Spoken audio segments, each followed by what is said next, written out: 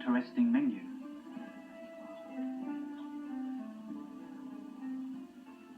The way it's written.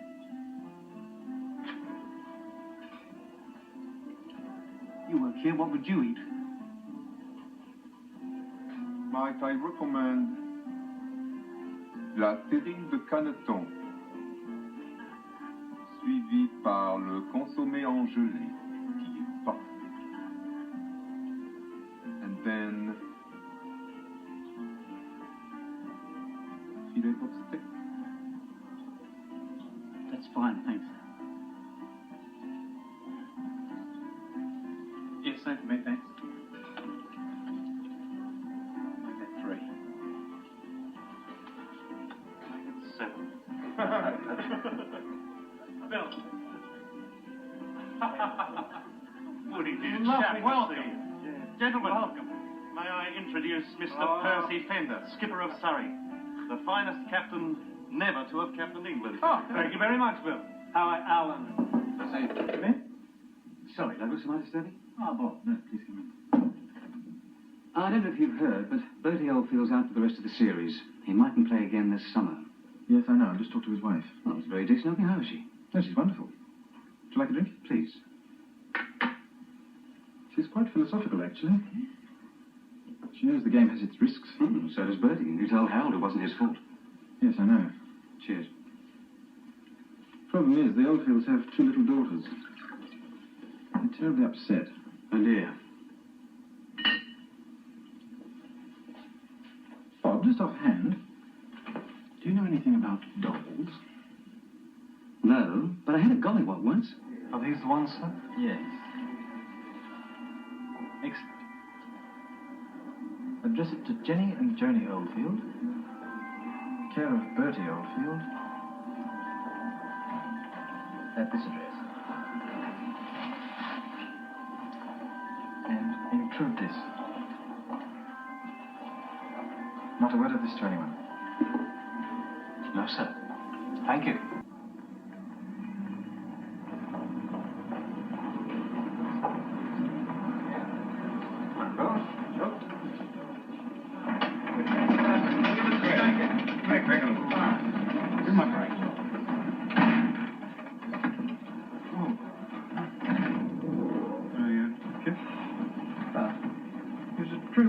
James threatened to resign. Chook, you know better than that. You resign? We still got a series to win. Has anybody? Anybody resigning? Anyone on the... Then you said goodbye, the dream has to die, it burns away. Now my heart is aching for you. What should I do? Still hold you,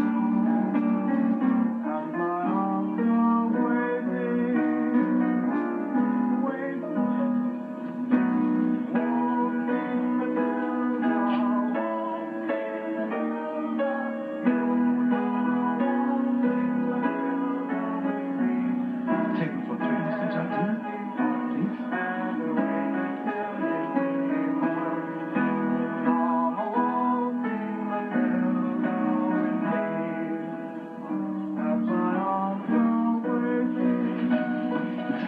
Good job, Mr. Jardine.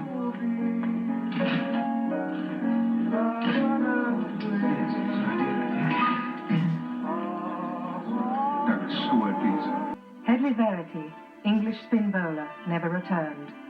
He was killed in action in 1943, aged 38. Bill Bowes, English fast bowler, was captured at Tobruk and spent 3 years in a German prison camp.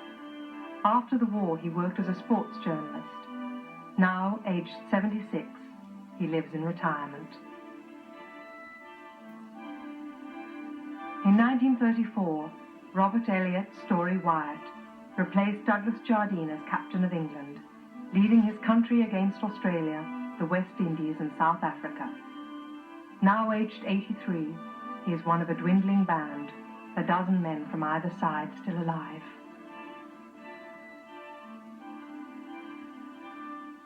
McCabe, Australian batsman, retired from cricket in 1941.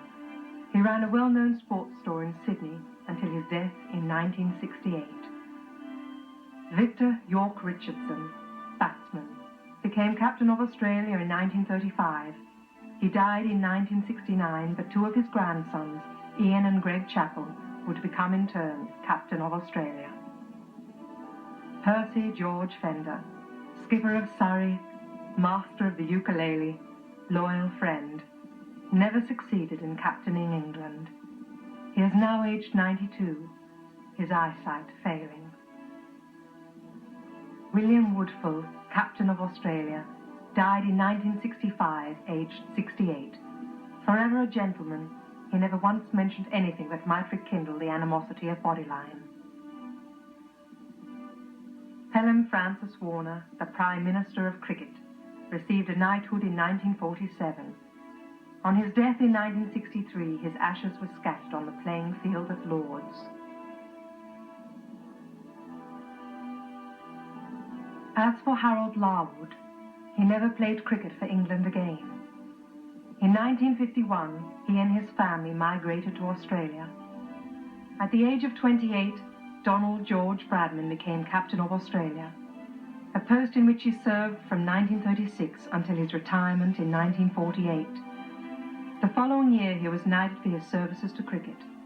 A stockbroker by profession, Sir Donald is now retired. He and Lady Bradman now live quietly in Adelaide, Australia. Douglas Jardine, a son of the Raj, died of cancer on June 18, 1958. He was cremated and the ashes scattered over the glens and lochs of Scotland. Even now, on a summer's afternoon, when I hear the sound of bat on ball, I cannot help but think of him.